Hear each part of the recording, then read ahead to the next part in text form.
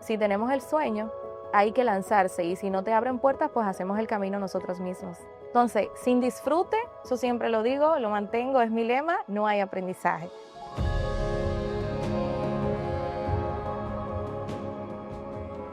Y es con muchísimo honor que tenemos esta entrega desde el corazón de la educación, en esta ocasión entrevistando a Diana Pinales, una maestra extraordinaria que demuestra con su práctica, con su compromiso y con su pasión en el trabajo que sí es posible entregar una educación de calidad, que sí es posible llevar con dignidad y altura nuestra profesión de ser docentes. Recibimos a Diana Pinales, quien es una educadora, es dominicana y además es la directora general de Aprender es Divertido con Diana Pinales.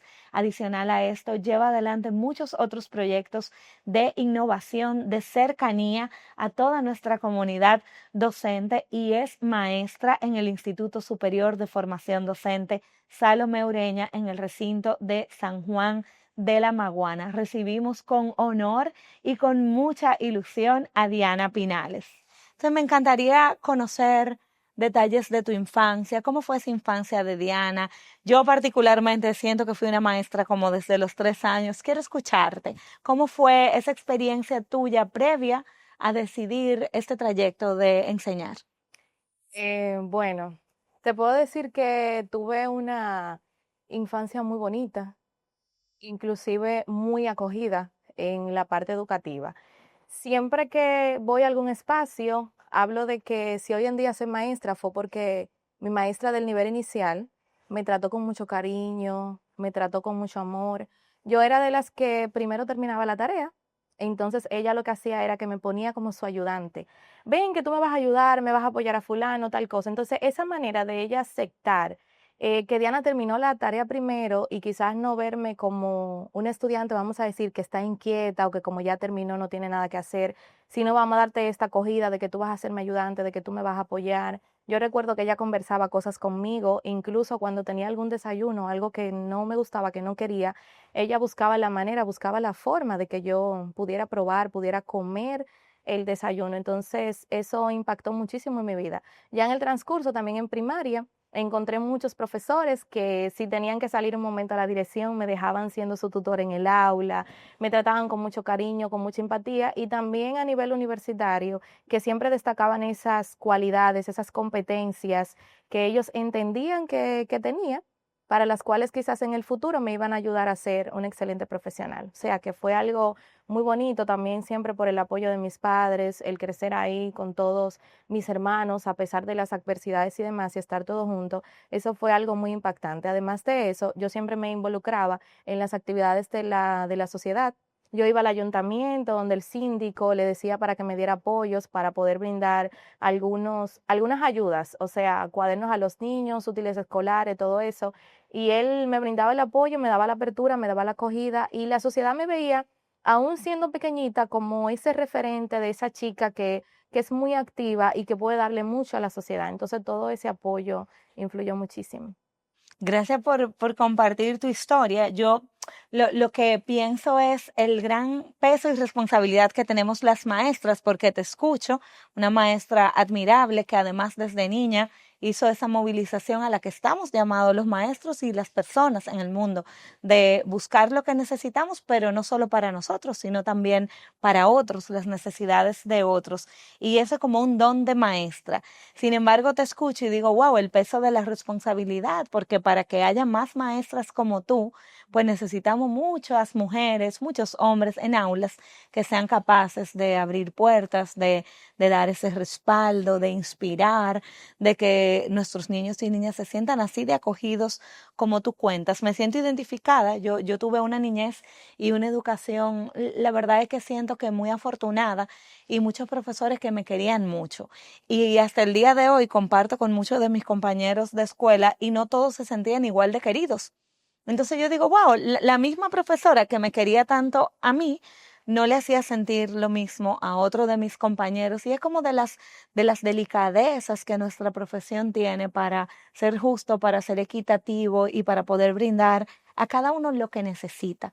Ese es como el arte de ser maestro. Qué bueno, Diana, gracias por compartirlo. Y cuando te escucho, que hiciste como el recorrido desde inicial, primaria y luego en la universidad, antes de pasar a otros temas, a mí sí me gustaría saber si en el momento de elegir la carrera hubo alguna contrariedad, es decir, tú ibas seguro a la carrera o tú de repente tuviste varias alternativas y tuviste que analizarlo. ¿Cómo fue el proceso? Eh, bueno, sí.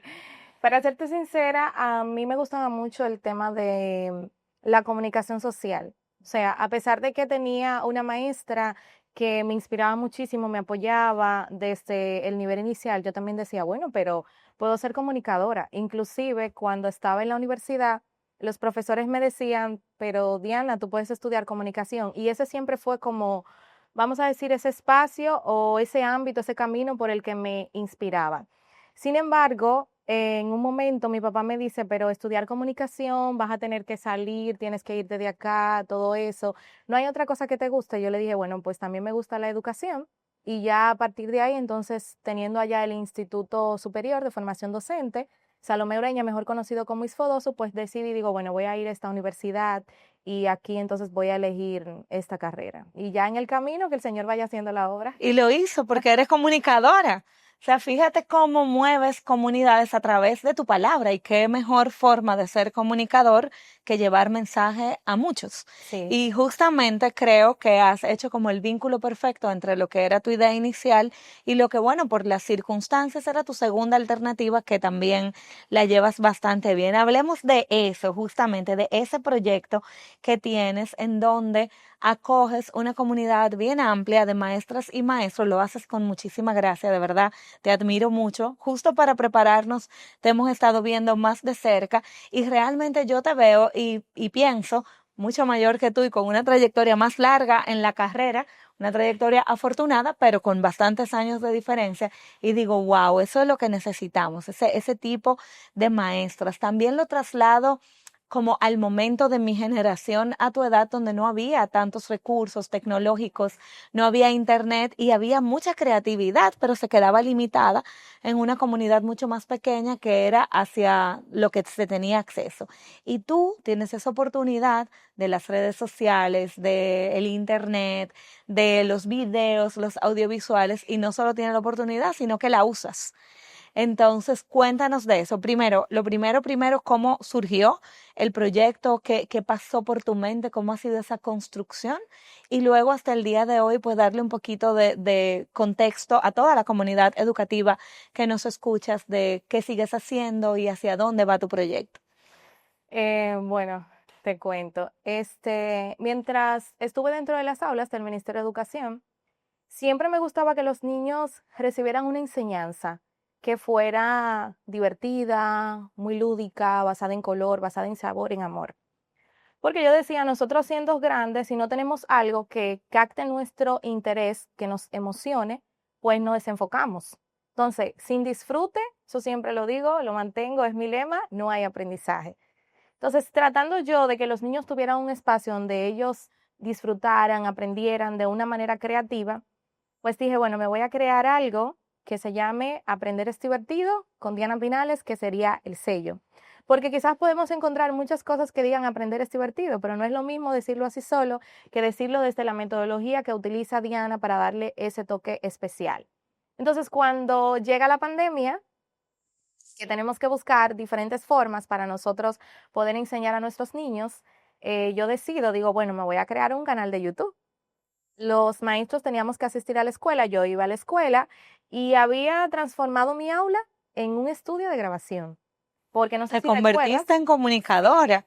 Muy que bien. estábamos trabajando con las guías que teníamos y todo eso. Entonces yo lo que hacía era que montaba un espacio siempre para grabar acorde a la temática que estaba trabajando. Empecé a subir los videos por YouTube y todo eso. Luego entonces Educa trae un programa con otras instituciones internacionales donde le iban a dar una formación a los docentes para que conocieran algunas estrategias sobre cómo trabajar en tiempos de pandemia. era algo muy cuesta arriba porque era una formación de 8 a 4 de la tarde y casi nadie quería estar conectado de 8 a 4 de la tarde haciendo eso. Pero yo digo, bueno, Diana, tienes que especializarte, tienes que aprender para seguir dando lo mejor y intenté hacerlo. Cuando estoy dentro de la formación, pues el último día, ellos dan una información de que iban a seleccionar algunos tutores. Tutores para capacitar a los docentes, coordinadores, algunos directores de distrito y demás sobre esa temática que habían trabajado con nosotros. Yo digo, bueno, me voy a lanzar, voy a enviar mi currículum, si al señor le place, pues quizás me tomen en cuenta. Y cuando yo lo envío, le escribo a una persona de las que están en el grupo de WhatsApp, le digo, mire, yo envié mi CV, me dice cuál es su nombre, entonces ya me habían conocido porque me había destacado dentro del curso con los comentarios, las opiniones que daba, le gustaba, y ahí fui seleccionada. El caso es que para no hacerte el cuento más largo, dentro de ese proceso de formación, yo tuve 9 comunidades que formaba, donde tenía docentes, coordinadores, directores y demás. Y entre ellos se hizo una evaluación. Ellos tenían que evaluar las personas que lo estaban formando. Ahí me destaqué como tutor estrella y pasé a trabajar con docentes de Uruguay. Entonces, los mismos maestros que estaban ahí en ese proyecto me decían, profe, pero ¿por qué usted no hace una base más sólida y crea su propio espacio de formación? Yo lo había pensado, pero aparte de pensarlo, entiendo que me hacía falta como que ese empujoncito que me diga, sí, Diana, tú puedes hacerlo, tú tienes las competencias, tú tienes las cualidades para hacerlo, porque tú sabes que no es lo mismo enseñar a los pequeñines que tú tienes ahí en el aula que ya trabajar con docentes que están un poco más formados, que son personas adultas, que tenemos que cambiar algunas metodologías y demás. Tú dices, bueno, esto se va a aceptar. Entonces ese fue como que el empujón y ahí entonces decidí lanzar mis primeros talleres. El primer taller tuvo una acogida genial, participaron 300 y pico de personas. Ahí vi las valoraciones, los testimonios, lo que la gente me decía, cómo conectaba con la manera de uno comunicar y enseñarle las cosas. Y ese fue como el empujón de todo. Y ya desde ahí entonces aprender es divertido con Diana Pinales, aprendí TED, que son sus siglas, ha sido algo que llegó para quedarse y para seguir impactando. Qué bueno, qué interesante escuchar que sale de la experiencia. Te tomé la nota de ese proceso, tal vez no tan atractivo en principio, pero donde te comprometiste. Sabes que para enseñar tenemos la obligación de aprender. Eso es un binomio que no puede separarse. Con lo cual, sobre todo en tiempos de pandemia, haberlo asumido, pues una muestra también de tu responsabilidad. Y creo que es un mensaje interesante a la comunidad, que no es porque Diana es simpática que se le da lo del canal, sino que detrás hay un esfuerzo, hay una reflexión, hay un proceso de aprendizaje, de conocer el contexto, de haber tenido experiencias previas, incluso para validar lo que es esa formación que das. Y como no todo es color de rosa y vivimos en el mundo que vivimos, quisiera saber también cuáles han sido algún obstáculo, retos que se te han presentado. Y te hago la pregunta, siendo muy optimista, que lo soy, pero te hago la pregunta porque sí quiero que tu experiencia y mostrarla a nuestra comunidad, pues nos dé también un toque de realidad, de que las cosas no son tan sencillas y hay retos, pero que como buenas maestras y resilientes, pues podemos salir adelante a pesar de los retos. Si tú tuvieras que detallar uno o dos momentos, de esos momentos donde uno dice, ok, se acabó, no sigo, porque se te puso todo complicado, o algo que tú pensabas que debía salir de una manera y salió de otra absolutamente distinta, ¿qué nos podrías comentar? Bueno, mira, yo te puedo decir que esa parte es como que un poquito difícil para mí, porque en realidad yo le comentaba a una amiga el otro día, le digo, mira, cuando yo veo adversidades, es cuando yo me levanto más empoderada. Es cuando yo digo, bueno, yo hoy me voy a bañar, me voy a arreglar, me voy a poner más bella y voy a salir con la actitud bien puesta, porque tengo que ir detrás de esos sueños. Pero dentro de todo, yo creo que el reto más grande es a veces tú entender o pensar que cuentas con las personas que tú tienes más cerca y que al final son las personas con las que tú menos cuentas. O sea, que tú tienes una idea y tú dices, bueno, yo lo voy a hacer porque cuando yo lo haga, la primera que me va a apoyar es Ángela, la primera que me va a apoyar es Rosa, la primera que me va a apoyar es fulana y al final tú no recibes el apoyo de esas personas. O sea, eso es como mucha desmotivación en realidad y a veces uno dice, bueno, lo voy a dejar y no voy a seguir, porque si ni siquiera los que tú tienes ahí en el contexto, en el alrededor, te apoyan, imagina los Imagínate. demás. Otras situaciones que se daban de manera constante es la parte de que A veces tú quieres ir a tocar una puerta, pero también te encuentras con cosas que te dicen no, porque si tú no tienes un padrino, que si no tienes un apoyo, que si no tal cosa, no te van a ayudar. Yo pudiera decir que son como las mayores dificultades, pero yo soy de las que digo que si tenemos el sueño, hay que lanzarse y si no te abren puertas, pues hacemos el camino nosotros mismos. Claro que sí, definitivamente. Y por eso te hice la pregunta, porque es una muestra de si se puede. O sea, algunas personas en el camino y en esta profesión son como la viva convicción de que sí se puede, de que no es sencillo y que hay obstáculos, pero sí se puede. Y mencionas dos obstáculos muy particulares que son humanos. Al final de cuentas es un tema de expectativas que siempre la tenemos bien colocadas y bien altas y no siempre se dan. Y es ahí justamente donde se pone a prueba la voluntad, la determinación y la capacidad, porque hay que tenerla, la capacidad también para seguir adelante. No es solamente querer, es poder y crear la estructura, sobre todo a nivel de la formación, el conocimiento, la profundidad. Para seguir adelante. Ahora, la técnica de salir más bonita que nunca funciona, porque es un recordatorio a ti misma Sí. de para qué estás en este mundo y a quién te debes. Hace un rato conversaba con una persona muy interesante y justamente abordábamos eso, o sea, el poder mostrar tus talentos no es arrogancia, es generosidad, es el hecho de tu poder mostrar a otro tu potencial y entregárselo, es decir, yo tengo el potencial como don recibido y yo lo pongo a tu disposición. Creo que es uno de los actos de mayor responsabilidad que tenemos los maestros, dejarnos ver, dejar brillar la luz que tenemos y ponerla al servicio de los demás. Y justamente por eso, mostrar la vulnerabilidad es parte de ser seres humanos que a pesar de todo seguimos adelante. Cuéntame un poco de, y bueno, obviamente te llevo dos generaciones, pero ese tema de la tecnología se te hizo fácil, hay obstáculos de internet, de acceso, tal vez a recursos, no solamente tuyos, sino de la comunidad, se les hace fácil conectarse, ¿hay alguna barrera al respecto? O te quisiera preguntar también, ¿has podido notar un cambio antes y después de la pandemia en términos de familiaridad, de poder conectarse, hacer un curso en línea? Sí, claro, ese es un tema muy importante el que tocas y claro que sí que se han visto cambios porque anteriormente las personas se rehusaban y tenían mucho miedo. Yo escuchaba a mucha gente decir, bueno, que si daño el equipo, que si le hago tal cosa, que si me equivoco, que si tiene un error él mismo, no lo quiero manipular, necesito ayuda y todo eso, pero sabemos que la tecnología es algo que llegó para quedarse. Entonces las personas se han preocupado un poco más por obtener esas competencias digitales que son tan importantes, se van formando y demás. Y yo creo que se han adaptado de una manera genial porque incluso cuando compartimos algunas formaciones que quizás tienen una metodología presencial, el que no puede asistir de forma presencial dice, mira que estoy muy lejos, ya te le están solicitando de manera virtual. O sea, la gente Excelente. se ha adaptado y también a la parte de que la tecnología no sea una barrera para poner en práctica esos conocimientos que adquirimos. Por ejemplo, una de las características que tienen nuestros talleres es que nosotros de manera virtual te trabajamos la teoría, pero también te damos la facilidad de ir trabajando ese paso a paso y de ir poniendo en práctica desde el lugar en el que tú te encuentras, que puedas ir desarrollando esas habilidades. O sea que es algo genial. Excelente, excelente. Creo que sí, que el momento es sumamente oportuno, incluso para el crecimiento de la comunidad y para llegar a más personas cuyas barreras van bajándose. Creo que en algunos contextos mucho más, en otros todavía moderadamente, pero qué bueno, sobre todo en zonas donde antes de la pandemia pues había mucha limitación de acceso a internet, de acceso a dispositivos y el escucharte, pues definitivamente me llena de esperanza, definitivamente. Quiero preguntarte también, Diana, porque trabajas en Isfodosu, tu alma mater, de donde eres egresada.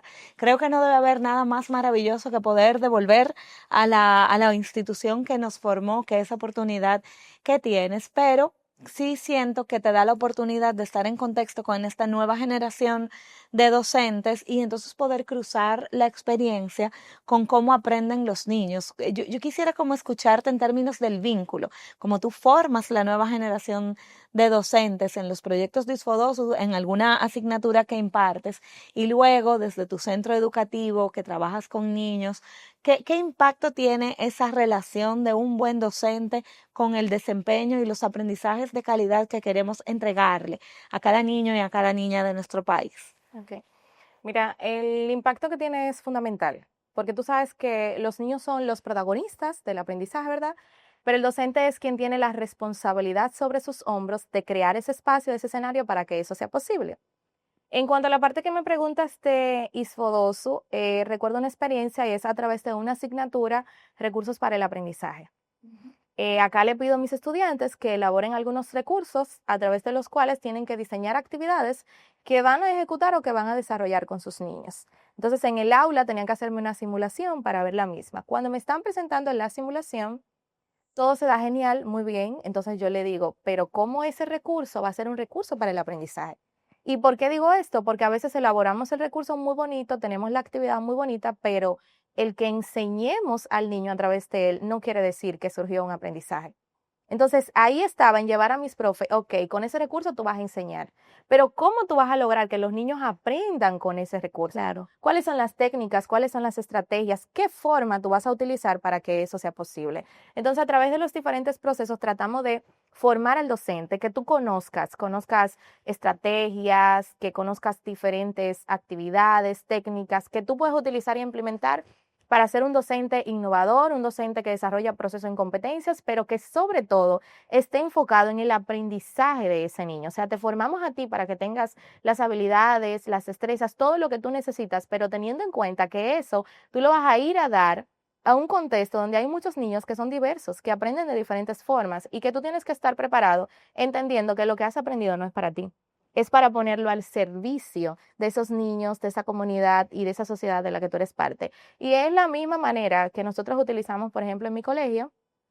Allí implementamos muchas metodologías activas con los chicos, donde le damos la oportunidad de que puedan hacer. Por ejemplo, en mis formaciones siempre destaco que dentro de nuestro diseño curricular tenemos tres tipos de contenido, tú sabes, y los profes siempre se enfocan en el conceptual. Ok. O sea, el saber qué le voy a enseñar al niño sobre eso. ¿Le voy a trabajar los seres vivos? Sí, pero los niños solamente conocen y saben qué son los seres vivos. Pero ahora, ¿para qué le va a servir eso? ¿Dónde dejamos el contenido procedimental? ¿Dónde dejamos el contenido actitudinal? Porque las informaciones son importantes, pero ¿qué va a hacer ese niño con eso? ¿Cuáles son los comportamientos que va a desarrollar? ¿Cómo va a ir a poder poner en práctica eso que al final es lo que le va a permitir poder desarrollar esas habilidades, esas competencias que necesita? Y yo siempre le digo a los profes, enseño a mis niños de una manera muy activa, muy creativa, una forma significativa, sí, pero tengo que entender que todo eso que les estoy enseñando no es para que les sea válido mientras estén conmigo, Claro. sino que cuando yo no esté, cuando ellos estén fuera, estén en otro contexto y en otro lugar, pues también puedan ponerlo en práctica, pero en práctica de forma significativa, aprendiendo por ellos mismos, construyendo nuevas concepciones, que es lo que en realidad le va a permitir avanzar en este mundo. Qué bueno y qué buena y completa respuesta me das, sobre todo porque es un llamado a quien enseña de mantener siempre el foco en el objetivo principal, que es el aprendizaje. Y como tú dices, lo dices de una manera muy bonita, pero es que a veces tenemos muchos recursos y no necesariamente mucho aprendizaje. Eso que me cuentas me trajo a la mente una experiencia en tu tierra, en donde tuve la dicha, la oportunidad de trabajar hace muchos años en San Juan de la Maguana. Y yo había pasado por muchos otros espacios de aprendizaje, trabajando, acompañando maestros, también como maestra, como coordinadora. Y llego a San Juan y veo la mejor clase que había visto en mi vida hasta ese momento de mi vida, hace 20 años, y me quedé impresionada. Y la clase era debajo de una mata de mango. Y los niños estaban sentados en bloc porque no tenían lugar, porque no había el espacio disponible. Estamos hablando de hace 20 años y había unas condiciones distintas a las que posiblemente hay ahora. Y ese día yo aprendí que se necesitaba un maestro enfocado con una firme intención de que los niños y las niñas tuvieran una experiencia que dejara aprendizaje y que luego todos los recursos disponibles o no eran elementos para llegar al objetivo que ese maestro se había propuesto. Hice mucha relación y lo dejo para ti, pero también para la comunidad, entre otras escuelas que también me tocaba visitar y acompañar con una cantidad de recursos por alguna ventaja, por algún apadrinamiento o porque es una escuela privada con sus recursos propios. Y yo llegaba a esas escuelas a veces con esos materiales en el plástico, pero en el plástico con polvo, porque ni siquiera se sacaban del paquete. Y ahí el aprendizaje no se daba como en aquella mata de mango sin ningún recurso, simplemente blogs y un gran maestro. Entonces, gracias por recordarme esta experiencia, porque justamente es la reflexión que el maestro debe hacer día a día para poder enfocarse y llegar a sus objetivos. ¿Para qué estás formando? ¿Para qué estás ofreciendo esta experiencia de aprendizaje? ¿Qué aprendieron todos los días tus estudiantes? La pregunta clave, una pregunta que hay que hacerse todos los días al finalizar una jornada de aprendizaje. Mencionaste tu centro en general, en términos metodológicos, cuéntanos un poquito más, desde cuándo lo tienes, cuántas familias acoges, cuántos niños, niñas, cuéntanos un poquito más de la experiencia. Bueno, nuestro centro educativo ya como sala de tareas está fungiendo desde el 2019. Ahí tenemos una matrícula de 115 niños en total que asisten de lunes a viernes en diferentes horarios. En el caso del colegio, pues ahí ya somos como que un poco más, nos estamos iniciando. Tenemos 2 años en el mismo. En una primera instancia acogimos 52 familias para dar inicio a este proyecto.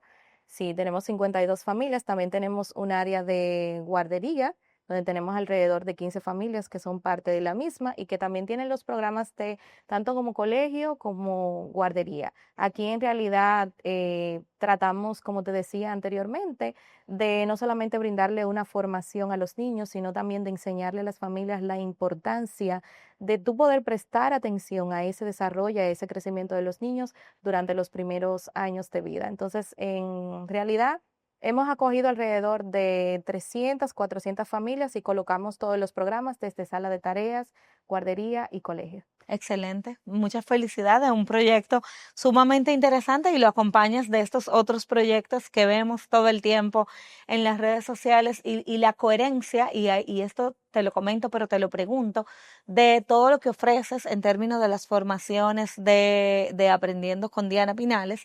Aprendiendo es divertido, ¿verdad? Aprender es Recuérdame divertido con con Diana Pinales para que digamos el eslogan correctamente. Me imagino que lo trasladas al proceso formativo del personal que tienes en tu centro. Cuéntanos eso, me interesa muchísimo el rol de la maestra formadora versus la encargada, la dueña, la directora. ¿Cómo trasladas ese proceso formativo que entregas a la comunidad educativa y cómo lo intentas o lo logras hacer un buen modelo en tu propio centro? Bueno, mira, yo siempre he dicho que si nosotros promovemos algo, tenemos que ser prácticamente ese modelo que también muestre eso que promovemos. Por supuesto. Porque no puedo decir tal cosa funciona, tal cosa se hace sin que se vean los resultados. Y justamente algo que nos ha ayudado a crecer muchísimo, sobre todo te puedo decir que cuando yo promocioné mi sala de tareas de una manera como más activa, ya nosotros estábamos en pandemia. Y la gente me decía, pero bueno, en esta pandemia no se te va a seguir dando ni nada. Y no fue así. Los padres me llamaban y nosotros colocábamos tutorías por horas con los niños para poder tenerlos en un espacio que estén distribuidos. Y ha sido justamente por ese modelo educativo que ellos ven que yo había arrastrado como docente desde el Centro Educativo La Rubia, que era donde estaba anteriormente, porque a través de las redes sociales y también a través de las actividades donde ellos se involucraban, porque yo involucraba a los padres en el Claro. proceso, ellos veían cómo uno trabajaba y ellos mismos eran un referente de lo que uno hacía. Entonces, cuando tú Ya te dices, buscaban, me imagino. claro, cuando tú dices que tú vas a abrir tu propio proyecto, que tú decides, bueno, Diana Pinales va a poner una sala de tareas, yo quiero que mis niños estén con Diana Pinales, porque ya hay un modelo, ellos entienden que si yo estaba haciendo eso en el sector público, pues también en un apartado que ya era privado y que era como que más cercano hacia mí, pues también lo iba a hacer de la misma manera y quizás hasta mucho mejor, diríamos, ¿verdad? Entonces, lo mismo hacemos en nuestro centro. Siempre me reúno con el equipo, tratamos de tener metodologías activas donde los niños aprendan haciendo, donde las familias se involucren, donde las familias conozcan de una manera activa cómo están aprendiendo, cómo están creciendo sus niños, porque eso es muy importante. En muchas ocasiones, un padre puede hacer un comentario quizás sobre algo y sin tener que juzgarlo, pudiéramos decir que lo hace porque no conoce del proceso. Entonces yo siempre le digo a mis maestras, es importante mantener a los padres involucrados, mantener a los padres informados, mantener a los padres activos y que conozcan qué estamos haciendo, qué estamos trabajando, cómo están aprendiendo sus niños, cómo están creciendo en lo mismo. Y eso es lo que hago. O sea, todo lo que yo promuevo a través de mi comunidad, que apoyo a los docentes, que los inspiro, que le doy ese consejo de que miren, no tiren la toalla porque yo sé que no es fácil. O sea, nosotros brindamos formaciones, pero también escuchamos las realidades del Por profe, supuesto. donde viene con informaciones que quizás no comprende en el momento, con confusiones, donde tiene aulas sobrepobladas, que no sabe cómo va a atender a las necesidades, que quizás no tiene los recursos.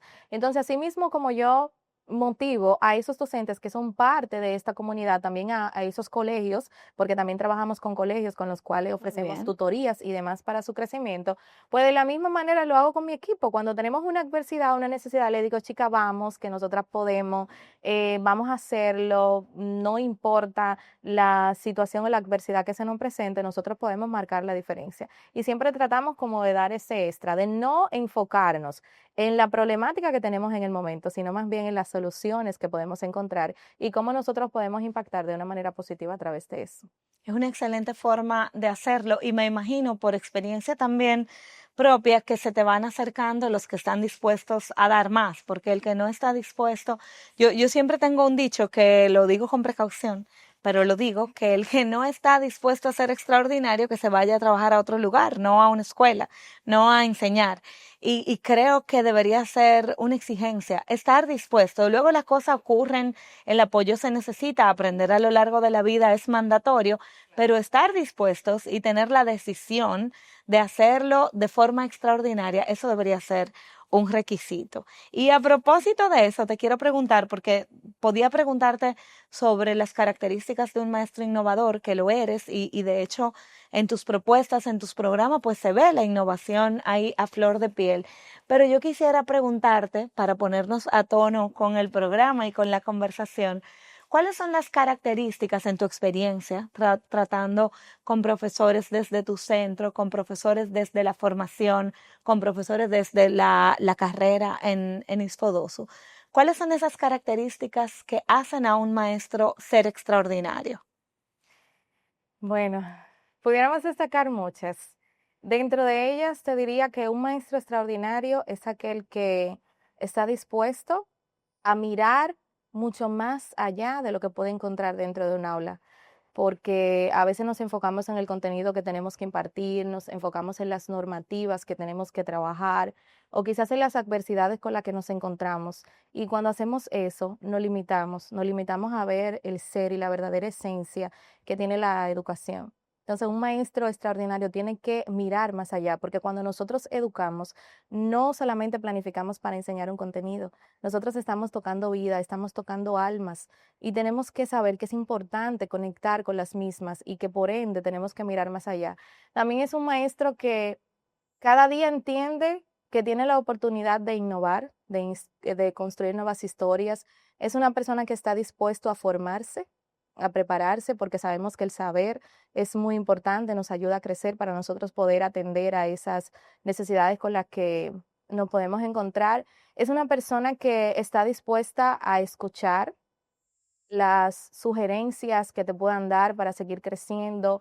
Una persona que antes de mirar sus títulos, su trayectoria profesional, mira su corazón y toca la parte humana para ver qué le estoy dando yo a esos niños, qué le estoy dando yo a esas familias que tengo en mis manos, porque algo que siempre digo es que para nosotros ser excelentes profesionales, primero necesitamos ser excelentes seres humanos. Entonces, un maestro extraordinario para mí tiene cada una de esas cualidades, porque la educación es más que preparar un contenido para impartir una clase. Es atrevernos a conectar con cada ser que nosotros tenemos en ese espacio, desde la empatía, desde el amor, desde la pasión y desde esa parte humana que es tan importante y que no se debe de olvidar. Gracias, Diana. Creo que es una gran respuesta la que nos das y ojalá que toda la comunidad que te escucha, la comunidad que te sigue, pues tome nota y tome nota de cosas que vienen naturales con la persona que hace al maestro y otras cosas que se construyen en el camino a base de reflexión y decisión continua, como lo has hecho tú, como seguramente lo han hecho muchas de las colaboradoras que trabajan mano a mano contigo. Y casi terminando nuestra conversación, Cuéntame, Diana, sobre una persona que te haya inspirado, una maestra, a lo largo de este trayecto, una o dos personas que tú puedas decir, mira, hay un punto de inflexión donde tal persona me hizo pensar esto, o tal maestra, que puede ser incluso de tu vida escolar. ¿Cuáles han sido esos modelos que a lo largo del camino construyen la persona que eres hoy? Bueno, tal como te comenté al principio, te decía que tengo muchos maestros que me han acogido de una manera increíble, con su cariño, esa disposición y demás. Entonces, el primer referente fue mi maestra de educación inicial. Cuando yo tenía adversidades dentro del aula con mis estudiantes, porque sabemos que los procesos educativos no son color de rosa, yo respiraba profundo y decía, recuerda que cuando tú corrías en el aula o hacía tal cosa, tu maestra te corregía con mucho amor. También lo hacía con mucha paciencia y yo me sentía tan bien que entonces me ponía en el lugar de mis chicos y decía, ellos también quieren recibir eso mismo.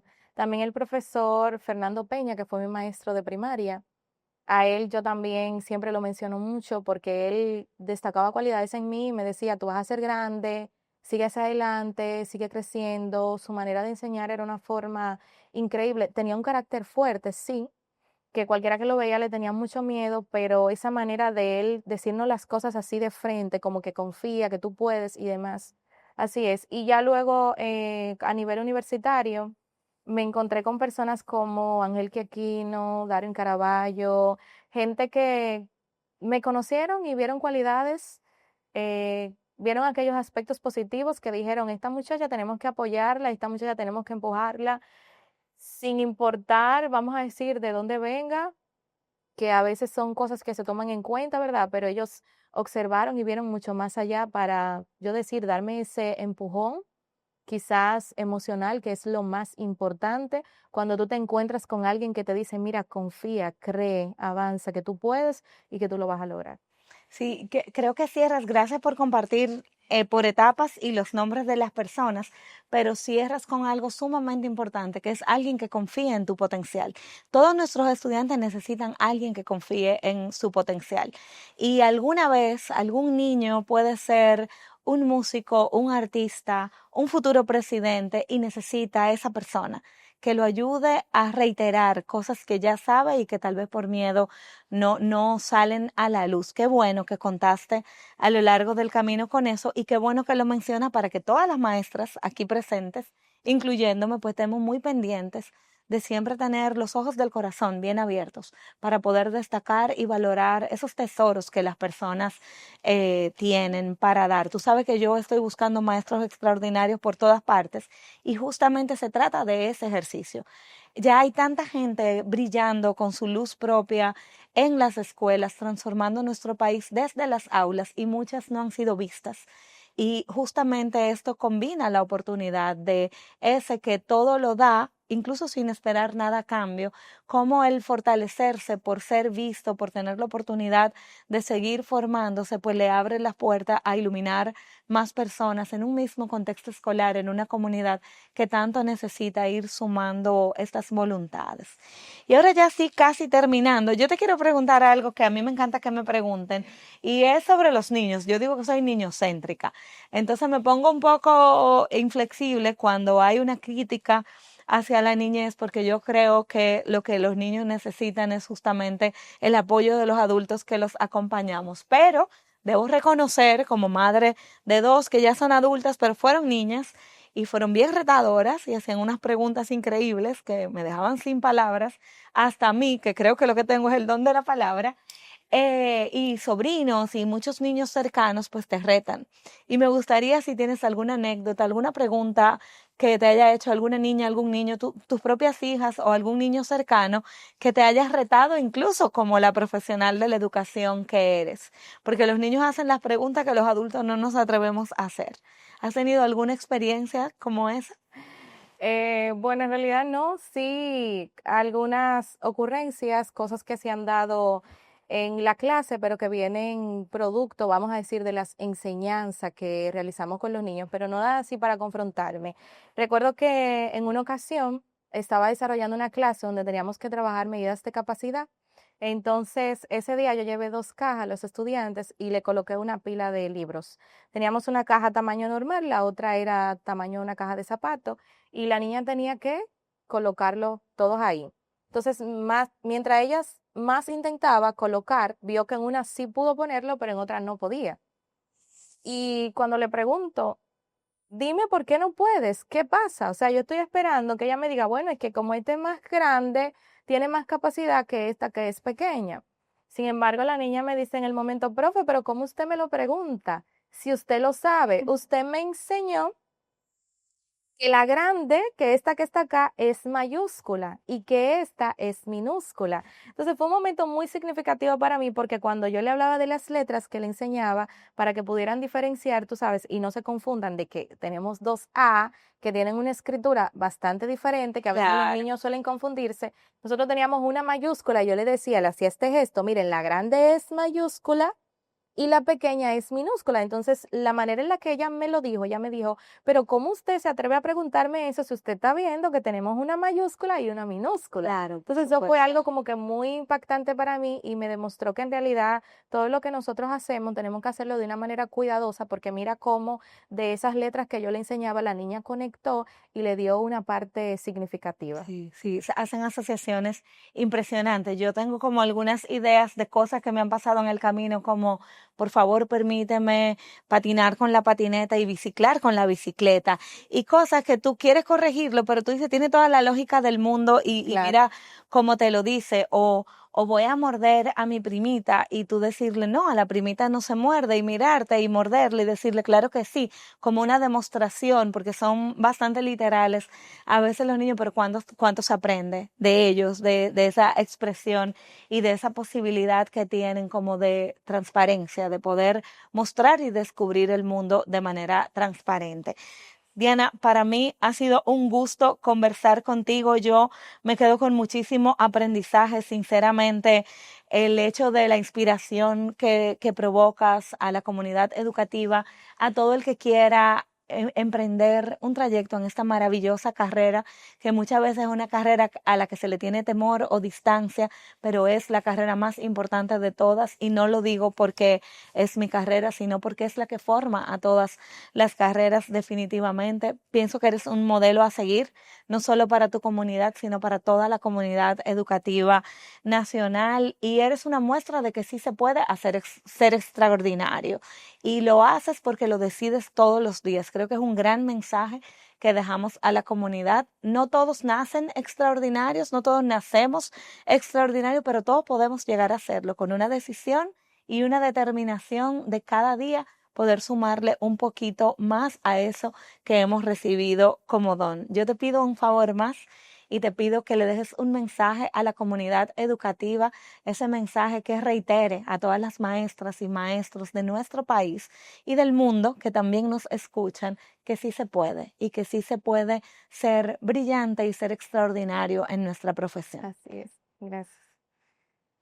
Bueno, para todas las personas que nos están observando, decirles que no importa las adversidades que ustedes puedan tener en el camino, tienen que seguir confiando en ustedes y apostando a que cada día pueden hacerlo mejor. Hoy les recuerdo que ustedes también son profesionales extraordinarios y que cada día tienen la oportunidad de construir y encontrar su mejor versión para seguir tocando vida, para seguir brindando amor y hacerlo de una manera innovadora y de una forma significativa. No se rindan, sigan hacia adelante porque el futuro, nuestro país y nuestros niños confían y esperan por ustedes. Gracias.